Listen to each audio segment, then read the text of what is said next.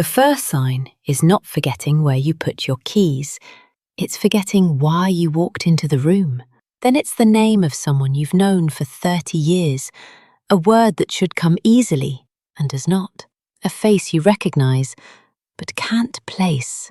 Most people, when this begins, tell themselves it's tiredness, stress, a bad week. I know, I heard that from patients for 38 years. But here is what I also saw, and this is the reason I'm talking to you today. My sharpest patients at 90, at 95, at 97, the ones still reading, still laughing, still calling their grandchildren by name without hesitating, they were not special. They had not taken expensive treatments. They had not done anything dramatic. Every single morning, before breakfast, they made the same cup of tea. I am Dr. Haruko Shimabukuro. I practiced medicine for 38 years on Okinawa, one of the 5 places on Earth where living past 100 is ordinary. These were not patients I read about. They sat across from me. I asked them questions. I watched how they aged. And I want to tell you what I learned. Not what I think, what I witnessed. Because the difference between the ones who kept their minds and the ones who did not was smaller than any of them knew. Before we begin, if someone shared this video with you, please consider subscribing. I share what I've learned over a long career, and I hope it is useful to you. Now, let me tell you something about the brain that I think will surprise you. Most people believe that memory loss is simply what happens when you get older, that there is nothing to be done, that the brain slowly empties, like a jar with a crack in the bottom, and your job is simply to accept it. My dear, I do not believe that. And after 38 years, I have good reason not to. The brain is not a jar. It is a garden. And like any garden, what grows in it and what does not depends enormously on how you tend it. Here is what I mean. Inside your brain, as the years pass, certain proteins begin to accumulate, small clusters of misfolded material that build up slowly, the way sediment builds at the bottom of a river. In most people, this begins quietly in their 40s or 50s, long before any memory symptoms appear. The brain tries to clear this debris. It has its own cleaning system, a network that flushes waste during deep sleep every night, and immune cells called microglia that act as gardeners, pulling out what does not belong. But when the body is inflamed, when the diet is poor, the sleep is disrupted, the stress is chronic, these gardeners become overwhelmed. They stop cleaning. They start causing damage instead, and the debris accumulates. This is not inevitable. I have seen it slowed. I have seen it reversed in early stages. And the most consistent thing I observed across 38 years of practice was that the people whose minds stayed sharpest into old age were the people who tended their internal garden, daily, quietly, without drama. The Oocon tea was part of that tending. What turmeric does inside the brain. My dear, I will keep this simple, because that is how I explained it to my patients, and it served them well. Turmeric contains a compound called curcumin. When it reaches the brain, and I will explain in a moment why that journey is harder than it sounds, it does 3 things. First, it helps physically break apart the debris clusters I described. Researchers at a university in Los Angeles showed that curcumin binds directly to these protein clusters and destabilizes them. Think of it like a gentle solvent working quietly on a build-up in a drain. The flow is restored. Second, it wakes up the gardeners, those immune cells whose job is to clear what does not belong. When the body is chronically inflamed, these cells fall asleep on the job, or worse, begin working against the brain. Curcumin, through its effect on the body's master inflammation switch, gently brings them back to their purpose, back to clearing, back to protecting. Third, and this is the part that moved me most when I first read the research, curcumin stimulates the growth of new neurons, not in a young brain, in an older brain, in your brain. There is a region deep in the brain called the hippocampus. It is where memories are formed and stored. For most of the 20th century, scientists believed it could not generate new cells after youth. We now know that is not true. The hippocampus continues to grow new neurons throughout life if it receives the right signals. One of those signals is a protein called BDNF, which behaves like fertilizer for brain cells. Curcumin raises BDNF levels in the hippocampus. Multiple independent studies have confirmed this. In a trial of adults between 50 and 90 years old, half of whom took bioavailable curcumin and half a placebo, the curcumin group showed measurable improvements in memory and attention over 18 months. Brain imaging showed less accumulation of the protein debris I described. These were not people who felt vaguely better. These were people with documented, measurable, photographable changes inside their brains. Your garden can be tended, even now. The preparation that makes the difference. Now, I will tell you something that the marketing on turmeric supplements does not want you to know. Curcumin, in its ordinary form, does not absorb well. It dissolves poorly in water. It is broken down quickly by the liver before it can reach the brain. This is why many people who take turmeric capsules from the pharmacy feel nothing. The compound never arrived where it needed to go.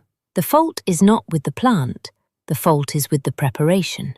My Okinawan patients did not have this problem, not because they were special, but because the way they prepared Oocon tea solved the absorption problem without anyone ever labeling it a bioavailability enhancement strategy.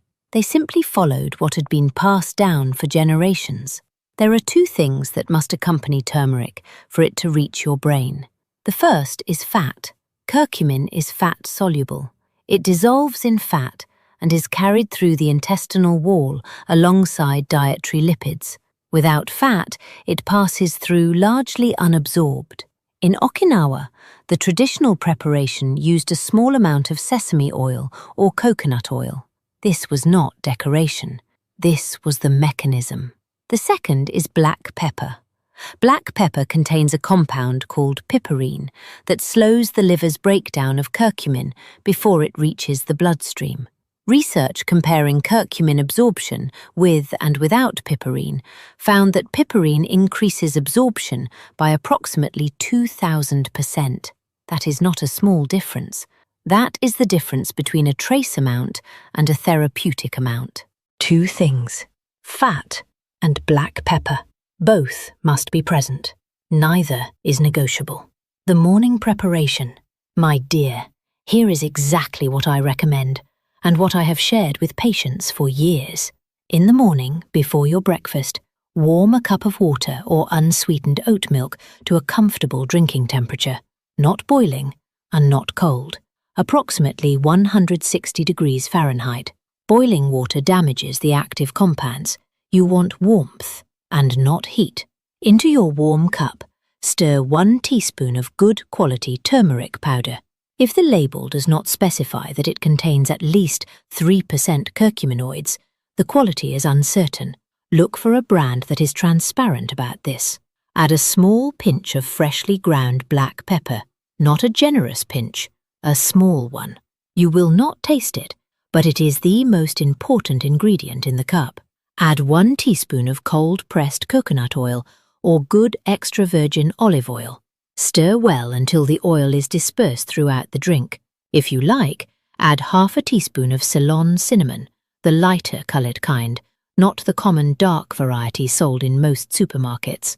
Ceylon cinnamon supports healthy blood sugar, which in turn supports the circulation that feeds the brain. Drink this quietly, before coffee, before food. Sit with it, then eat breakfast. And during your breakfast, eat 2 eggs if you are able. The choline in egg yolks is the raw material your brain uses to build acetylcholine, the chemical of memory and learning. I have never met a healthy-minded centenarian in Okinawa who avoided eggs. This preparation takes 5 minutes, and it costs very little, and if you do it every morning, for months, consistently, the research suggests your brain will notice. I believe my patients already knew this, long before the researchers confirmed it. Hannah's story. I want to tell you about a patient I will call Hannah. She came to see me when she was 71. Their daughter had brought her, worried. Hannah was forgetting names, losing words mid-sentence, getting confused in familiar places. Her daughter was frightened. Hannah was frightened too, though she tried not to show it. Her general health was reasonable, blood pressure well controlled, no serious illness, but she had moved away from the island some years earlier to live with her family in the city, and in the city, quietly, she had stopped many of the habits of her Okinawan life: the morning tea, the garden walks, the simple meals, the early sleep. We talked for a long time. I did not prescribe anything. I asked her to come home, to her habits, if not to the island. I asked her to begin each morning with warm Oocon tea, prepared properly, to walk in the morning light for at least 20 minutes, to eat the foods she had grown up eating, to sleep before 10 o'clock. I saw her again 14 months later. Her daughter came with her again, but this time she was smiling. The words had returned. The confusion had mostly lifted. Her recall was not what it had been at 50, but it was meaningfully, noticeably better than it had been the year before. Hannah herself said, quietly, "I feel like myself again. I cannot tell you what would have happened without the changes. Medicine does not work that way, but I can tell you what I observed, and I observed it many times, across many patients, across many years. The body wants to heal. It simply needs the right conditions." The mistakes I see most often. My dear, I want to mention a few things that prevent people from getting the benefit I have described, because I see them commonly. The most frequent mistake is adding turmeric to boiling water or boiling it in a pot. This damages the curcuminoids before you drink them. Warm your liquid first, then add the turmeric. Never boil it. The second mistake is omitting the fat. I understand that some people are cautious about fat in the morning, but 1 teaspoon of good oil in a cup of warm liquid is not cause for concern, and without it, the active compound in your drink is largely wasted. The fat is the vehicle. Do not remove the vehicle and expect to arrive. The third mistake is the common dark cinnamon, the kind sold as generic cinnamon in most shops. This is cassia cinnamon, and at daily doses, it contains compounds that can stress the liver over time. Ceylon cinnamon is the safe variety for daily use. It is slightly lighter in colour and often labelled true cinnamon. The difference matters. And the fourth mistake, the one I see most painfully, is expecting quick results and giving up after 2 weeks. The studies that showed real cognitive improvement ran for 6 months, for 18 months. The brain is a slow garden. You are not painting a wall, you are changing the soil. That takes time, patience, and consistency.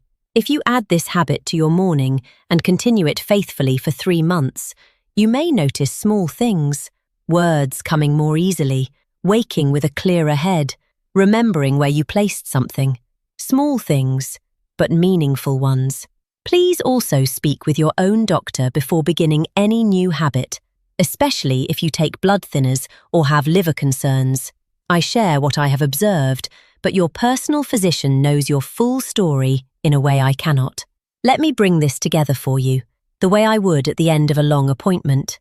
As we grow older, the brain accumulates a kind of debris that builds slowly over decades, long before we notice any symptoms. The brain has its own systems for clearing this debris. Those systems work best when the body is not chronically inflamed, when sleep is deep, and when certain compounds reach the brain to support the process.